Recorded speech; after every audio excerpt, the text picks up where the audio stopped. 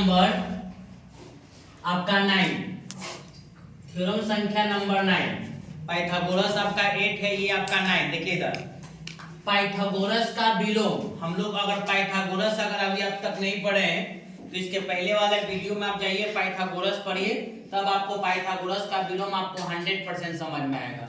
मतलब एक दूसरे का कनेक्ट है। अगर वो नहीं पढ़े तो ये आपको समझ में नहीं आएगा। इसलिए जाइए पहले आप पाइथागोरस प्रमेय का विलोम, पाइथागोरस प्रमेय पढ़िए, जो आपका प्रमेय नंबर 8 में पढ़ा दिया गया, अपलोड हो चुका है। अभी तक आप नए हैं तो उसको सब्सक्राइब कीजिए, मेरे चैनल को शेयर कीजिए, लाइक कीजिए, और समझ में आए तो कमेंट कीजिए, नहीं हो समझ में आए फिर भी आपको कमेंट कीजिए कि कैसा आपका वीडियो लगे, किससे और क्या मेहनत करना है, क्लियर नजर आ रहा है कि नहीं आ रहा, उसका भी आप कमेंट कीजिए, तो पता चलेगा कि कितना आपका क्वालिटी हमको देना चाहिए। ठीक है, चलिए अब आते हैं, स्टार्ट करते हैं पाइथागोरस प्रमेय का विलोम। पाइथागोरस प्रमेय या पाइथागोरस का विलोम, ये दोनों क्वेश्चन आपका मैथ का हीरो पॉइंट है। ये दोनों में से कोई ना कोई, ये भी में से आपको एक क्वेश्चन आपका पूछता है, जो आपको पूछ दे, या तो फर्स्ट सीटिंग में पूछे या तो सेकेंड सीटिंग में पूछे, पूछना ही है। इम्पॉसिबल है कि नहीं पूछेगा। 100 में 100% सब क्वेश्चन एग्जाम में पूछना ही है, और 5 नंबर का इंपॉर्टेंट होता है। चाहे इस साल एग्जाम दीजिए, चाहे अगला साल दीजिए, या 5 साल के बाद दीजिए, कोई फर्क नहीं पड़ता है, ये आपको पढ़ना ही पड़ेगा। ठीक है, इसको आप बेहतरीन ढंग से पढ़ने के लिए लास्ट वीडियो तक आप देखते रहिए और समझते रहिए। जहां समझ में नहीं आया कमेंट कीजिए, आपको बताया जाएगा। सुनिए क्या बोल रहा है कि किसी साधारण प्रतिज्ञा को हम लोग प्रश्न बोलते हैं, ये आपको चर्चा पहले भी कर चुके हैं। किसी त्रिभुज में यदि एक भुजा पर का वर्ग, तो एक भुजा पर का वर्ग, तो हम एक त्रिभुज ले लेते हैं, और त्रिभुज लेते हैं समकोण त्रिभुज। आराम से फिगर देखिए,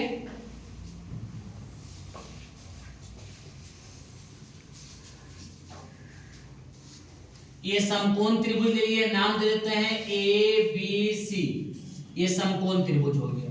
ठीक है, तो हम मान लेते हैं कि माना कि मुख्य प्रतिज्ञा में जितना पहला मेरा काम है वो हम अपना लगातार काम ही करते जाएंगे, उसके बाद आपको पूरा डिटेल आपको मिल जाएगा। जहां नहीं समझ में आएगा बोलिएगा।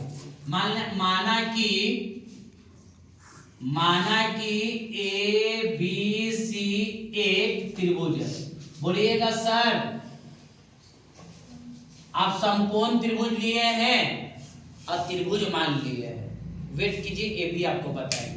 माना कि ABC एक त्रिभुज है, यहां तक माने, आप क्वेश्चन पर आते हैं तब आपको समझ में आएगा। यदि किसी त्रिभुज में एक भुजा पर का वर्ग, एक भुजा पर का वर्ग अन्य दो भुजाओं के वर्गों के योग के बराबर होता है, तो पहली भुजा के सामने का कोण समकोण होता है। तो यही आपका पहली भुजा होता है, इसको हम लोग बोलते हैं पहली भुजा। पहली भुजा, या इसको हम लोग बोलते हैं कर्ण। पहली भुजा या तो कर्ण बोलते हैं। तो पहली भुजा के सामने वाला जो कोण होता है समकोण। समकोण का मतलब 90 डिग्री आपको सिद्ध करना है, तो आप 90 समकोण नहीं लिख दीजिएगा, यहाँ पर समकोण लीजिएगा तो आपको गलत हो गया, क्योंकि समकोण तो सिद्ध करना है, तो समकोण आपको लेना नहीं है। तो हम मान लिए कि ABC एक त्रिभुज है। देखिए, यदि किसी त्रिभुज में यदि एक भुजा पर का वर्ग, तो एक भुजा हम मान लिए कर्ण, तो कर्ण का वर्ग, तो कर्ण आपका AC है, तो AC का वर्ग अन्य दो भुजाओं के, तो अन्य दो भुजा क्या है, एक वो आपका AB है और एक आपका BC है। अन्य दो भुजाओं के वर्ग, तो वर्ग कर दिए, वर्गों का योग, तो योग कर दिए, योग के बराबर होता तो बराबर कर दिए, ये दिया हुआ है। तो पहली भुजा के सामने का कोण समकोण होता है, तो पहली भुजा जो है इसके सामने वाला ही होता है, ये समकोण होता है। तो सिद्ध करना है,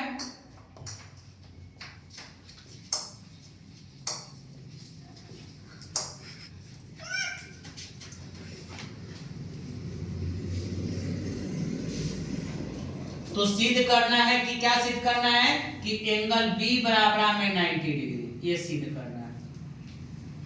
ठीक है, अब हम लोग क्या करते हैं कि बनावट या रचना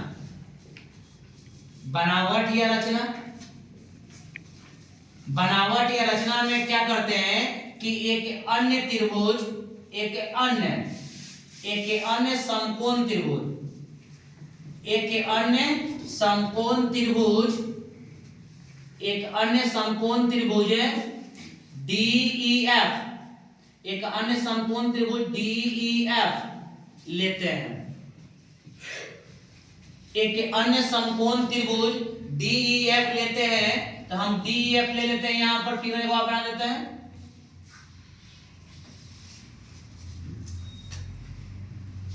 DEF एक अन्य समकोण त्रिभुज DEF लिख दिए, जिसमें एंगल E बराबर में 90 डिग्री, एंगल E बराबर में यहां पर देखिए ये 90 डिग्री हो गया, एंगल E बराबर में 90 डिग्री ले लिए। अब क्या करते हैं कि बनावट या रचना, बनावट या रचना तो हो गया आपका। अब आते हैं परिमाण, परिमाण या उत्पत्ति। परिमाण या उत्पत्ति में हम लोग क्या कर देते हैं कि AB, इसमें से AB आपका बराबर हो जाएगा DE का, और इधर से हम लेते हैं BC, BC बराबर हो जाएगा EF का, EF का बराबर हो जाएगा। इधर से AB लिए तो इधर से DE, और इधर से BC लिए तो इधर से EF, आपका दोनों में आपस में बराबर आ गया। अब आते हैं त्रिभुज DEF में, DEF में पाइथागोरस प्रमेय से, पाइथागोरस प्रमेय नहीं पढ़े जाइए, आराम से पढ़िए। पाइथागोरस प्रमेय से, पाइथागोरस प्रमेय से, पाइथागोरस प्रमेय से आते हैं। पाइथागोरस प्रमेय से हम लोग क्या आते हैं कि कर्ण का स्क्वायर बराबर में क्या, लंब का स्क्वायर प्लस में क्या, आधार का स्क्वायर।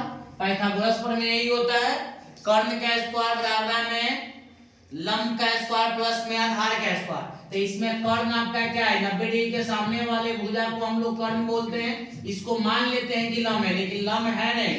त्रिगोनोमेट्री में अगर आप पढ़े होंगे तो ये लंब नहीं है, लेकिन हम लोग मान लेते हैं। और नीचे वाले को आधार थोड़ा देर के लिए मान लिया।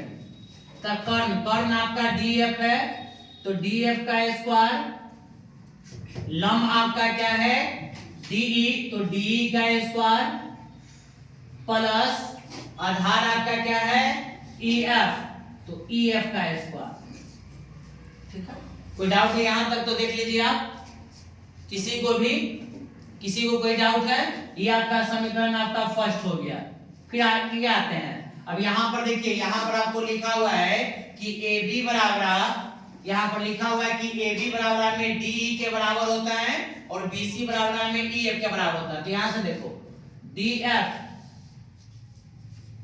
DF बराबर में DE, तो DE किसके बराबर है, AB का प्लस EF किसके बराबर है, BC का। ये इसको समीकरण आपको फर्स्ट मान लीजिए, लेकिन दिया हुआ है, लेकिन दिया हुआ है, लेकिन दिया हुआ है। देखो बेटा, यहां पर मुख्य प्रतिज्ञा में माने थे कि माना कि ABC एक त्रिभुज है, तो AC बराबर में AB के स्क्वायर प्लस में BC के स्क्वायर। तो यहां पर लिख देंगे कि AC स्क्वायर बराबर AB के स्क्वायर प्लस में BC का स्क्वायर। समीकरण आपका सेकेंड हो गया।